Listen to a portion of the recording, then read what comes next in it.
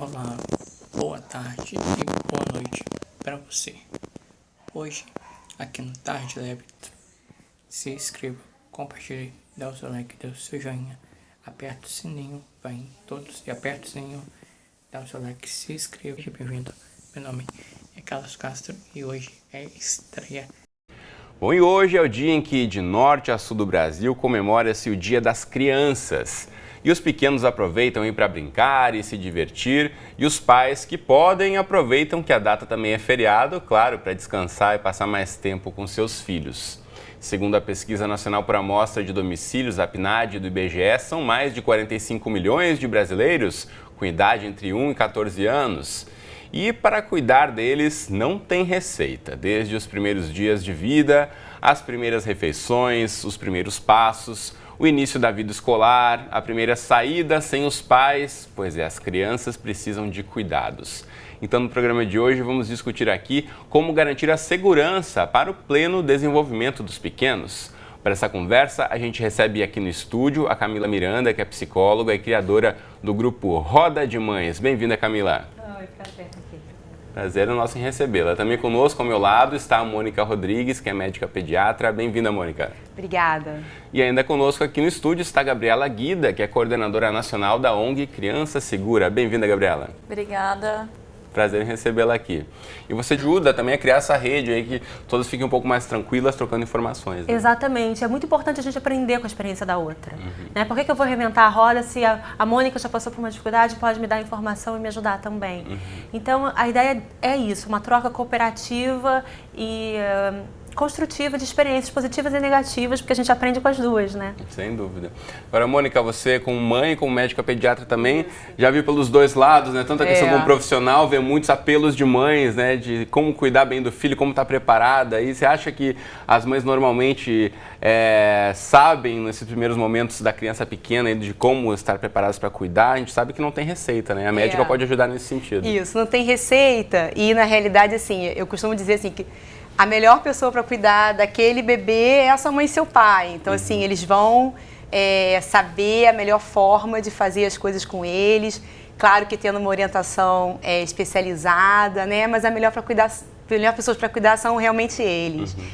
Então, assim, ninguém está preparado. Às vezes a gente acha que está, mas quando chega na realidade, eu como mãe, essa pediatria, a maternidade me mudou como pediatra, né? Então a experiência é completamente diferente, mas uma informação é sempre bem-vinda, né? Então acho que tem como se preparar desde a gestação, né? Se preparar para o momento da maternidade, né? Ser mãe é muito além do que a questão do parto, né? A questão do parto é importante, mas a maternidade é para o resto da vida, né? Então tem muito que aprender.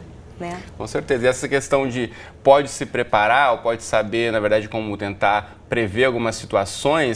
Proteções ali no ambiente que a gente consegue fazer para deixar a criança mais segura, né? E lembrando que hoje o acidente é uma questão grave de saúde pública. Segundo os dados do Ministério da Saúde, é o que mais tira a vida das crianças.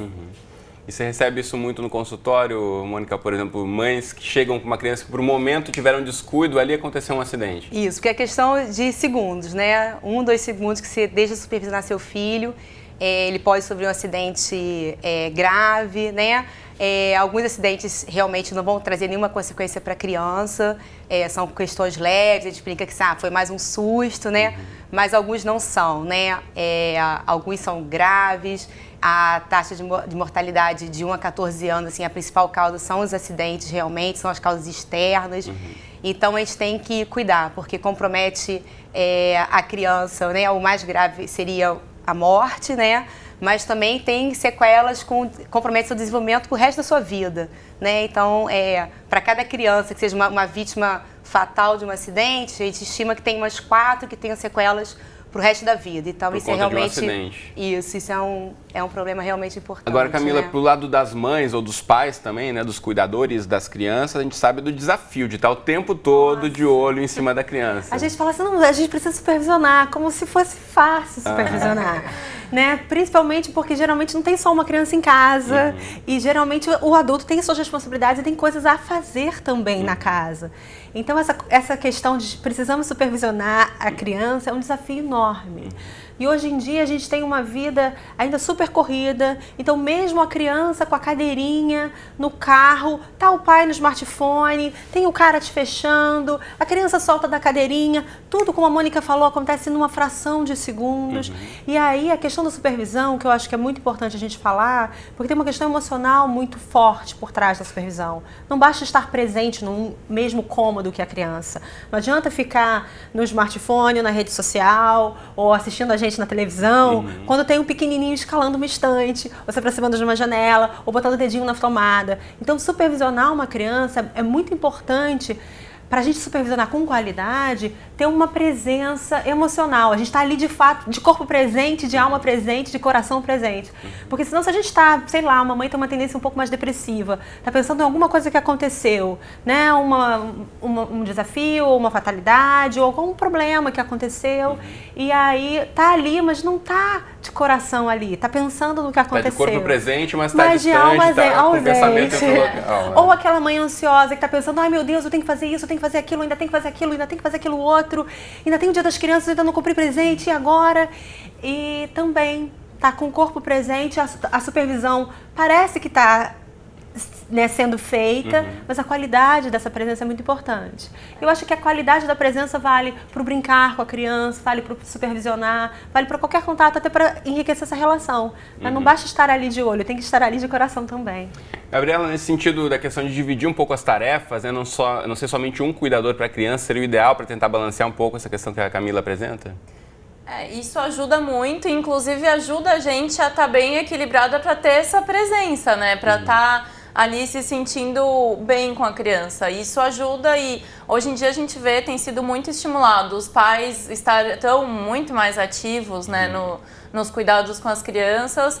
E aí vai desde vó, tio, tia, dá pra gente dividir essa tarefa com muita gente. É importante também estar todo mundo alinhado nesses cuidados, né? Porque a gente ouve muito isso na questão de acidente. Então, a minha casa é toda protegida, tudo certinho, mas a criança fica todo fim de tarde na casa da avó enquanto eu não volto do trabalho. A casa da avó não tem rede, não tem portãozinho na escada.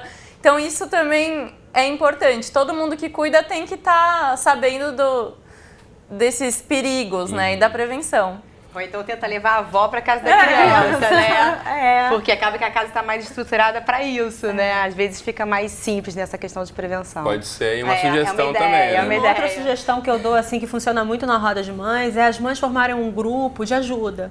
Então, se uma está com uma questão ou com alguma dificuldade que está pesando e que está comprometendo o nível de presença, eu então levo para casa da Gabriela, levo para casa da Mônica, elas me dão essa força hoje e outro dia eu posso devolver o favor, né? Porque isso realmente faz muita diferença. Com certeza, essa rede a gente sabe nas cidades grandes principalmente, né? Nem sempre, né? A mãe ou o pai moram perto de onde estão os avós, ou tem alguém de confiança para deixar a criança, então ter de fato uma rede de assistência ou amigos que também estão com criança da mesma idade pode ser um caminho para facilitar os cuidados, né? Sim, a gente fala muito disso também para a questão da criança pedestre, então a gente sabe que a idade ideal mínima para a criança ir sozinha são 10 anos, mas isso não é a realidade de muita gente. Então essa é uma dica que a gente dá. Quando a criança realmente não tem todo pai, né, não pode acompanhar a criança, que eles façam um grupo e pelo menos que vá junto para a escola as crianças. Se tiver um adulto para 10 crianças é melhor do que cada um ir sozinho, né? Sem dúvida. Agora, uma questão importante da gente discutir também, a gente falava aqui da questão dos cuidados o tempo todo, você está o tempo todo em cima da criança. Por outro lado, tem o lado do próprio desenvolvimento da criança, né? Você pode, por outro lado, motivar aí os pais, os cuidadores a ficarem extremamente alertas e evitarem certas brincadeiras que podem ser saudáveis. Como é que você vê isso, Mônica? De às vezes o pai ou a mãe está ali o tempo todo cerceando a criança não pode dar um pulo, não, é perigo, pode rolar um acidente. Tem, claro, que ter o cuidado, mas também tem que deixar a criança um pouco livre. Pois é, porque a gente costuma até falar que para o desenvolvimento a criança tem que ter espaço, tem que ter liberdade, né? Então é questão... A quantidade de pessoas que tem para supervisionar um grupo, isso é muito importante. A gente vê alguns casos assim muito tristes de quando tem piscina na escola, isso é um detalhe também bem importante. Que a piscina seja cercada e o portão fique, de fato, trancado, porque a gente vê muito caso que tem um portãozinho em volta, mas fica aberto, às vezes. Então, esses são detalhes também legais de observar. Bom, e sejam pais de primeira viagem ou não, não é para dar um susto em ninguém, mas se você coloca, por exemplo, na internet aí, bebês escapando do berço, eu acabei de fazer isso aqui, vamos rodar umas imagens só para você ter uma noção de como eles são espertos e agem rápido. E olha essa aqui, por exemplo. Rapidamente ali a criança, né, o pai ou a mãe deixaram uma cama. O que de fato aconteceu, então assim, conforme a criança for crescendo, for levantando, você tem que regular o berço. Não deve passar da altura do ombro, né? Então a criança tem que ficar realmente... Outro aqui que é muito esperto, eu ia colocar para você de casa ver, deixa eu achar aqui, ó. Que você acha, ok, ele tá ali na altura certa, agora olha o que esse menino faz, gente. Ele simplesmente dobra o seu colchão.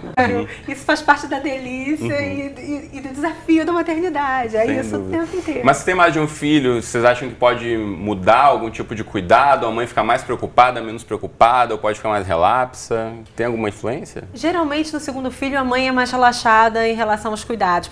Porque no primeiro tem essa preocupação assim, eu preciso me equipar para me tornar uma boa mãe. E parte disso envolve trazer a segurança para casa. No segundo filho, a mãe já está mais confiante, e aí corre o risco de tipo, o primeiro filho sobreviveu não bem, então não preciso mais os excessos, né? Porque a gente, mãe de primeira viagem, tem um pouco de excesso nesse cuidado, é um pouco e até uma pressão, né, dos próprios avós ou das amigas, né, para que tenham uma cuidado pressão excessivo. interna muito grande, no sentido, será que eu sou suficientemente boa para dar conta dessa responsabilidade? Porque trazer um ser no mundo, como a Mônica já falou, já é uma grande responsabilidade. Agora, criar e formar um ser, nossa, não é para os principiantes, não. Com certeza. É um desafio, mas isso tudo faz parte, né? Sem dúvida. A gente está aqui quase já encaminhando para o finzinho do programa. Eu quero voltar a mostrar para você de casa, então, o site, que é o... Procurar uma assistência médica, né? Porque só o profissional de saúde vai saber se é uma queimadura de primeiro, segundo, terceiro grau, porque aí a conduta é bem diferente. E às vezes algum cuidado ali na hora da afobação pode prejudicar ainda a situação. Isso, né? Então a gente fala assim, na realidade você pode colocar imediatamente, no caso da queimadura, numa água gelada,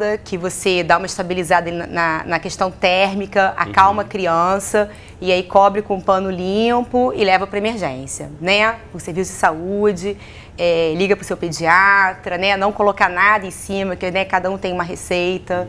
Em momento de ingestão, por exemplo, de algum produto? Na ingestão, primeira coisa assim, às vezes as pessoas têm uma ação imediata de vão provocar o vômito, isso assim, não é recomendado. O vômito acaba que numa substância cáustica, queima o tubo digestivo uma vez, depois queima a outra voltando. Então, é realmente para a criança imediatamente para o serviço de saúde e levar a embalagem do produto, porque isso é fundamental para definir a conduta. Muito bom. Diga lá, Camila. Tem uma coisa que muita gente faz também quando ingere, aquelas coisas de vó, né? Dá leite. Isso é muito ruim porque às vezes o leite vai acabar sendo um condutor para aquela substância química dentro da criança. E agravar a condição ainda. O ideal é não tomar nada O ideal não faz nada, vai para emergência e leva o produto junto com a criança. Muito bom. Aqui a gente deu algumas dicas de como ter esses cuidados especiais. Conexão Futura, também temos exibições aí 00:30, 7:30 da manhã, então no nosso site futura.org.br/Conexão Futura, qualquer hora do dia e da noite você pode assistir os nossos programas por lá.